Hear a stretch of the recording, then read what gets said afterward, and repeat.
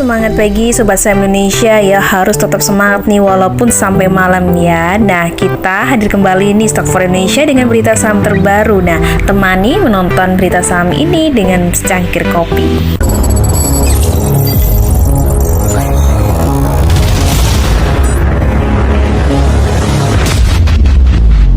Kita ke berita pertama ya, yaitu dari Wall Street nih, di mana kemarin Wall Street jatuh, indeks Dow Jones anjlok 365,85 poin.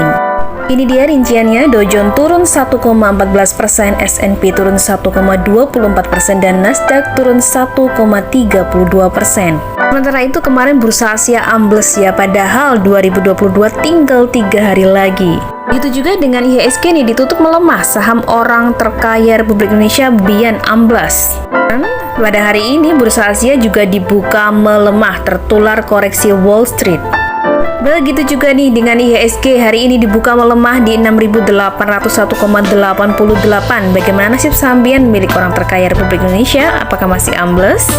Dan investor asing melanjutkan net sell-nya, kelima saham unggulan ini dilepas dengan nilai nominal total ya 461,33 miliar net sell kemarin nih. Oke, kita lihat sama apa aja yang banyak dijual oleh asing. Yang pertama ada BBRI, kemudian ada Telkom, Astra, Adro, dan juga ada BBCA. Lalu sebaliknya nih ada beberapa 5 saham yang paling terbesar, paling banyak dibeli oleh asing, yaitu BVIC, SMMA, Goto, MSIN, dan BRIS. Sementara itu hari ini dari dunia komoditi ya, ada harga batu bara yang kembali membara nih akibat Cina. Dan sebaliknya nih untuk harga CPO-nya malah terkoreksi. Untuk harga emas juga sama dengan CPO ya, dilanda aksi profit taking, emas jatuh 7,3 US dollar.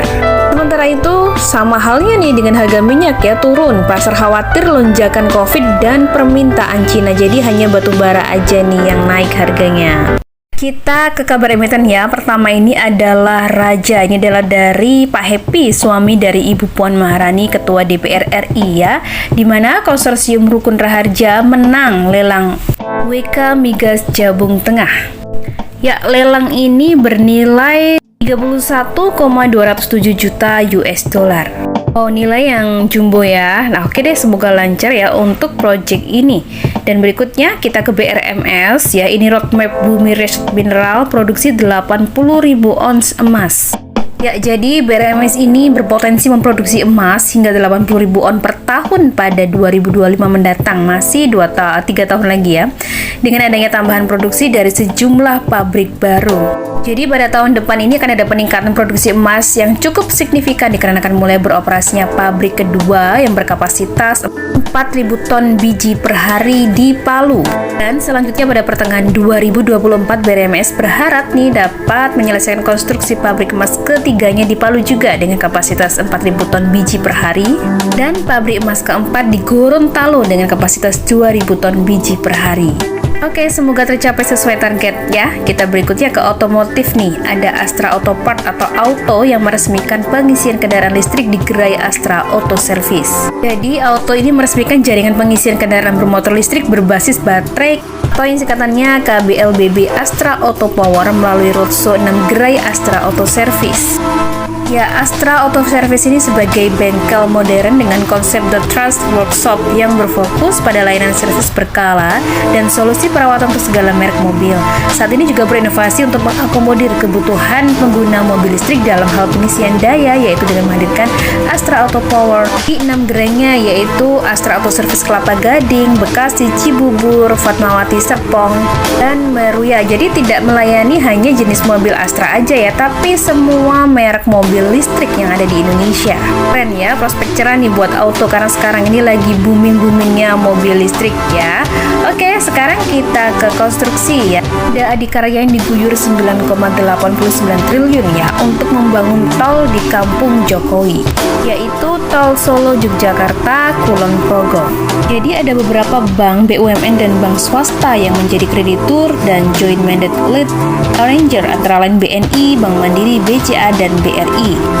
Ada juga 1 lembaga pembiayaan infrastruktur dan juga 9 perbankan baik konvensional maupun syariah, yaitu PT Sarana Multi Infrastruktur, Bank Syariah Indonesia, BCA Syariah, Bank DKI, Bank BJB, Bank Jateng, BPD DIY, BPD Bali, Bank Sumsel, Babel, dan Bank Papua.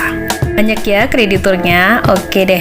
Ya, sekarang kita ke kabar yang kurang sedap nih, yaitu dari CK, emiten CK ya. PT Wilmar Nabati menuduh pemerintah yang sebabkan minyak langka ya, habis dituntut nih bayar 10,9 triliun. Wah, kalau segini masih besaran asetnya atau enggak ya?